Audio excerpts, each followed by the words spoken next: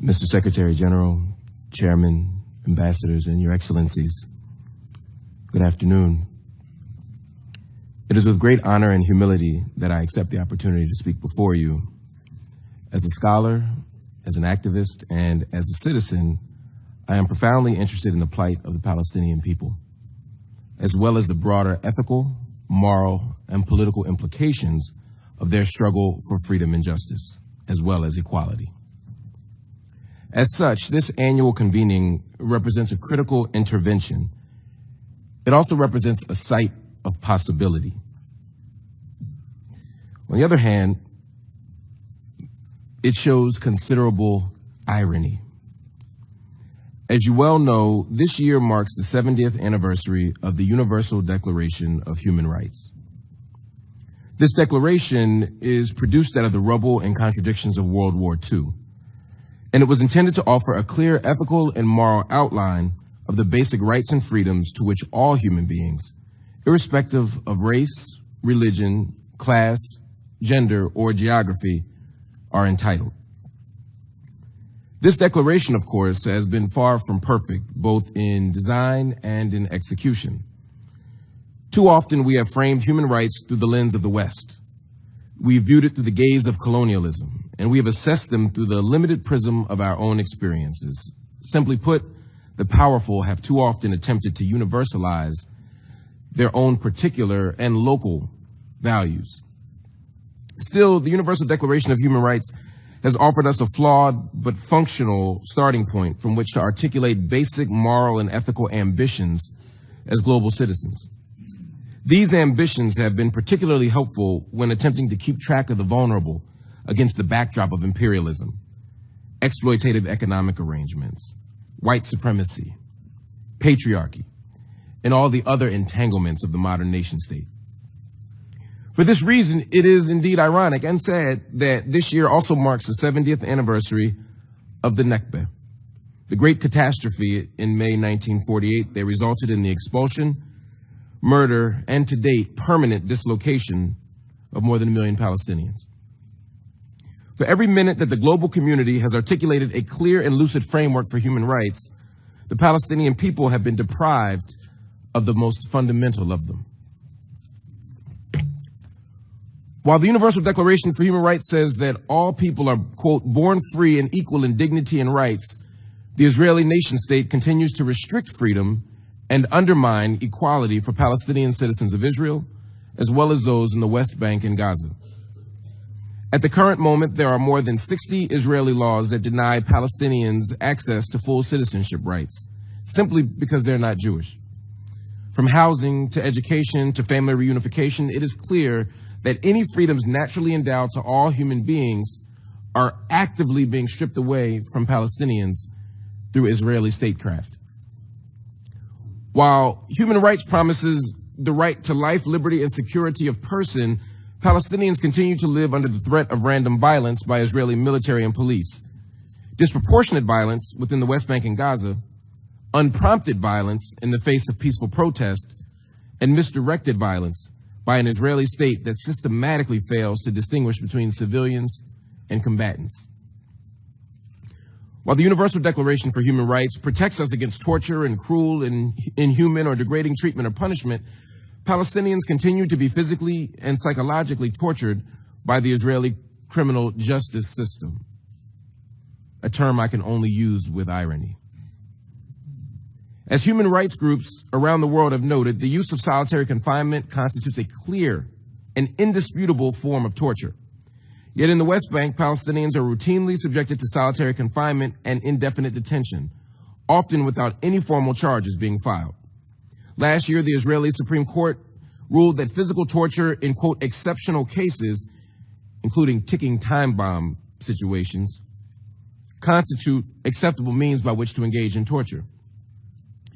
Although these exceptions are themselves a violation of the absolute human right not to be tortured, Israeli security operates in practice in such a way that nearly all Palestinian cases are viewed as exceptional. Nearly every Palestinian is understood to be a potential terrorist, thereby making them susceptible to ticking time bomb investigation tactics at all times. As such, Israel's practices are routinely in clear violation of the UN's Convention on Torture, which was signed by Israel in 1986 and ratified in 1991.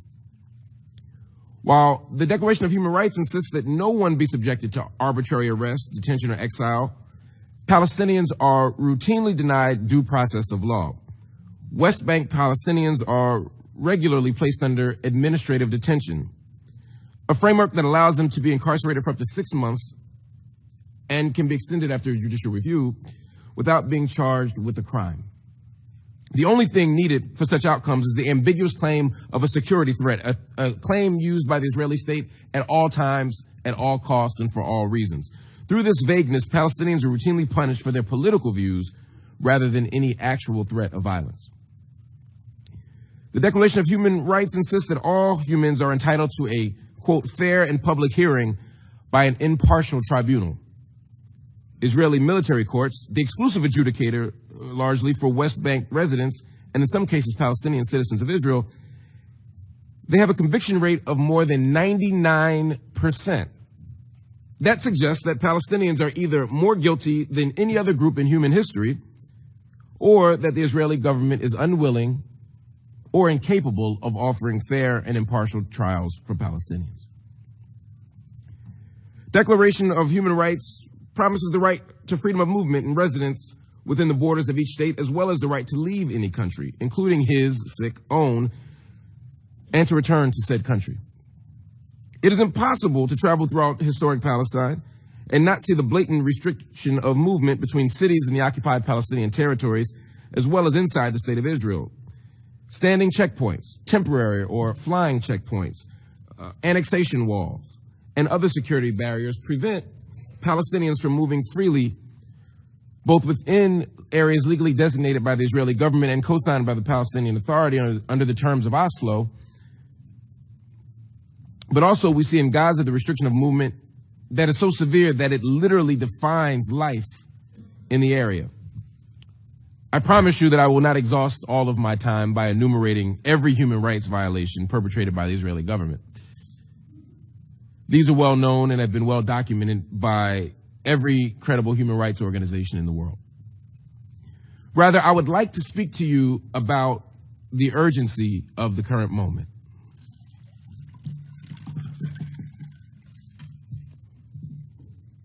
Forgive my thirst. I literally just got off of a flight from Palestine to come to address you this morning, and I was boycotting the Israeli water, so I was unable to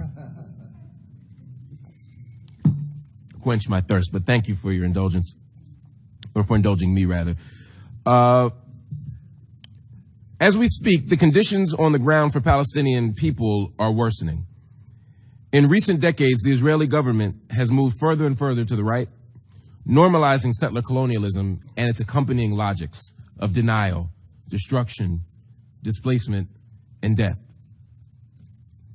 Despite international condemnation, settlement expansion has continued. At the same time, home demolitions and state-enforced displacement continues to uproot Palestinian communities. For Gazans, the 11-year Israeli and Egyptian blockade by land, air, and sea has created the largest open-air prison in the world. With only 4% potable water, electricity access that is limited to 4 hours per day, 50% unemployment, and the looming threat of Israeli bombs, Gaza continues to constitute one of the most pressing humanitarian crises of the current moment. In the West Bank, conditions are not much better. Unemployment is generally around 18%, with frequent loss of income due to Israeli military closures, making it impossible for Palestinian workers to get access to jobs. Settlements and the extra land allocated for them, as well as closed military zones and other restrictions, make it impossible for Palestinian towns to grow. And in the midst of it all, Prime Minister Netanyahu's administration has become increasingly indifferent to critique, censure, or even scorn from the international community for its practices. Perhaps the most glaring example of this indifference, as well as the urgency of the current moment, is the recently passed nation-state law. Through this basic law, the Israeli state has officially rejected Arabic as an official state language. It has described settlement expansion, both inside and outside of the Green Line, as a national value, and it has reinforced the fact that Israel is not a state of all of its citizens.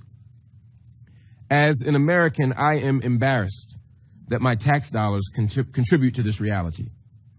I am frustrated that no American president since the start of the occupation has taken a principled and actionable position in defense of Palestinian rights. And I am saddened, though not surprised, that President Trump's administration has further emboldened Israel's behavior through its recent actions. In May of this year, President Trump officially moved the U.S. Embassy to Jerusalem, which he recognized as the undivided capital of Israel. This choice not only flew in the face of international law and precedent, but also constituted a powerful provocation and a diplomatic death blow. In late August, President Trump then permanently reneged on America's commitment to funding UNRWA, a move that now leaves millions of Palestinian refugees in medical, economic, and educational peril. Moreover, the move serves as a political strong-arm tactic, whereby the United States is unilaterally attempting to resolve, through the Trump administration, the final status of Palestinian refugees.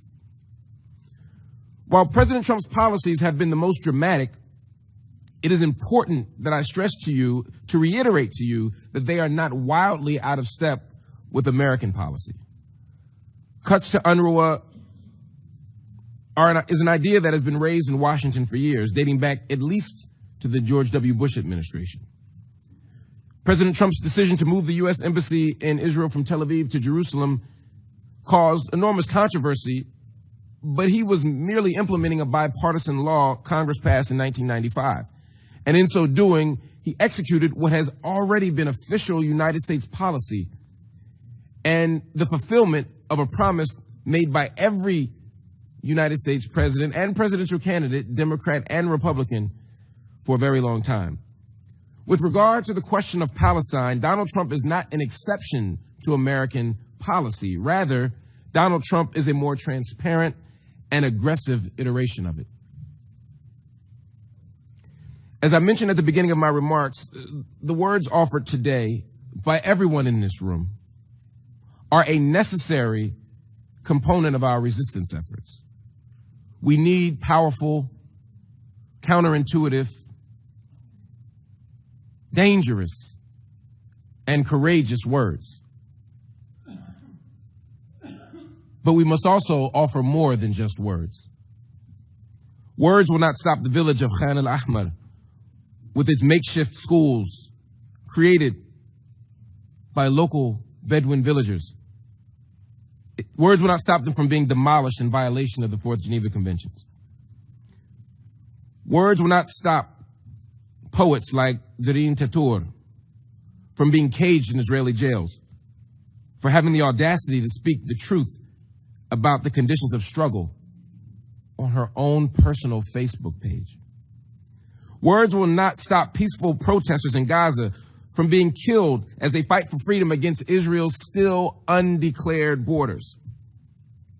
Regarding the question of Palestine, beyond words, we must ask the question, what does justice require?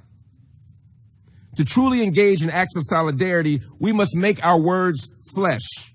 Our solidarity must be more than a noun. Our solidarity must become a verb.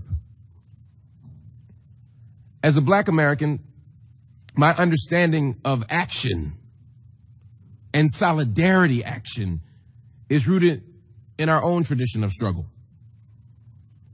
As Black Americans resisted slavery, as well as Jim Crow laws that transformed us from a slave state to an apartheid state, we did so through multiple tactics and strategies. It is this array of tactics that I appeal to as I advocate for concrete action from all of us in this room.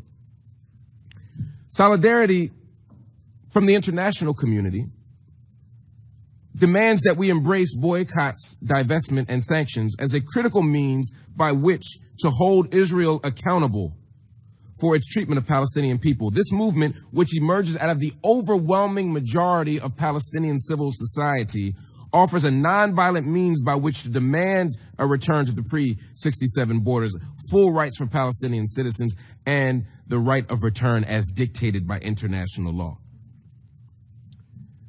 Solidarity demands that we no longer allow politicians or political parties to remain silent on the question of Palestine. We can no longer, in particular, allow the political left to remain radical or even progressive on every issue, from the environment to war to the economy, to remain progressive on every issue except for Palestine.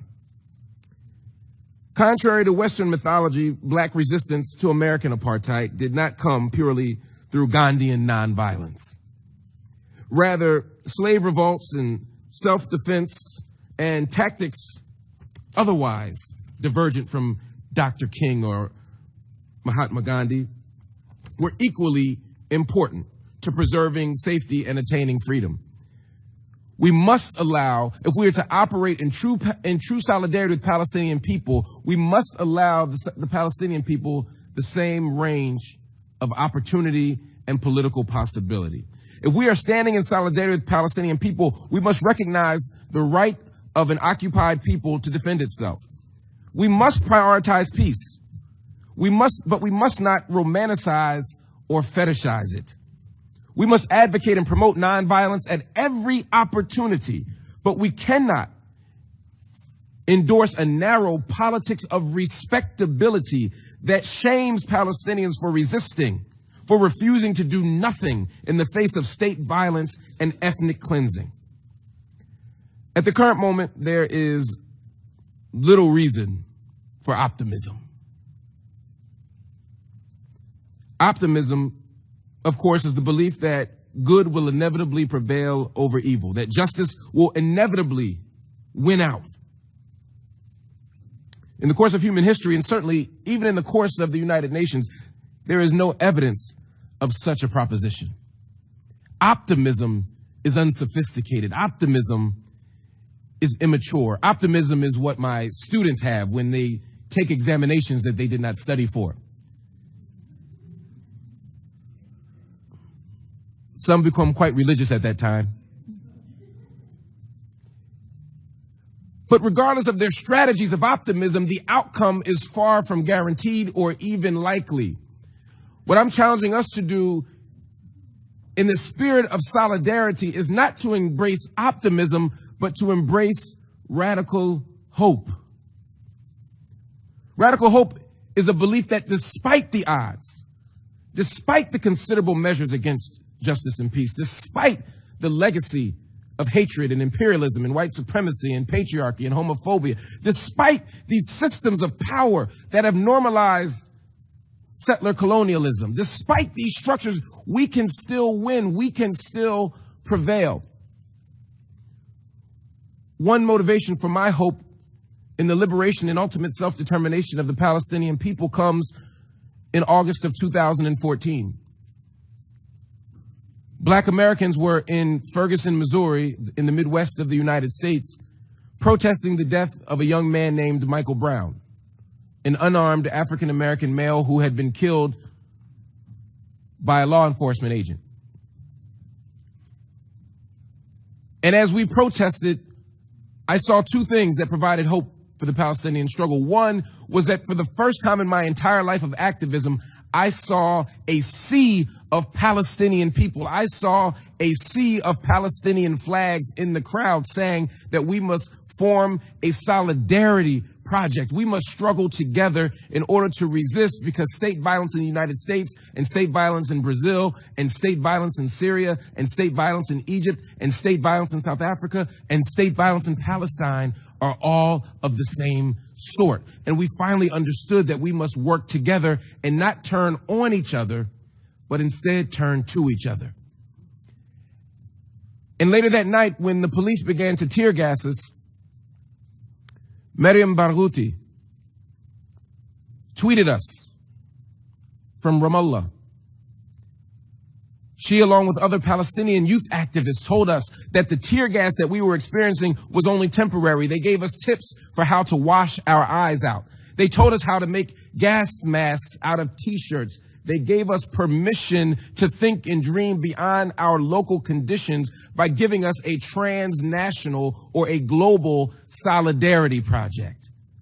And from those tweets and social media messages, we began then to organize together. We brought a delegation of Black activists to Palestine, and we saw the connections between the police in New York City who were being trained by Israeli soldiers and the type of policing we were experiencing in New York City.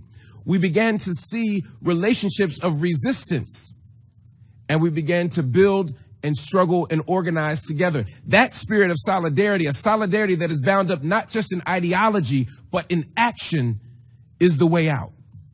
So as we stand here on the 70th anniversary of the Universal Declaration of Human Rights and the tragic commemoration of the Nakba, we have an opportunity to not just offer solidarity in words, but to commit to political action, grassroots action, local action, and international action that will give us what justice requires. And that is a free Palestine from the river to the sea. Thank you for your time.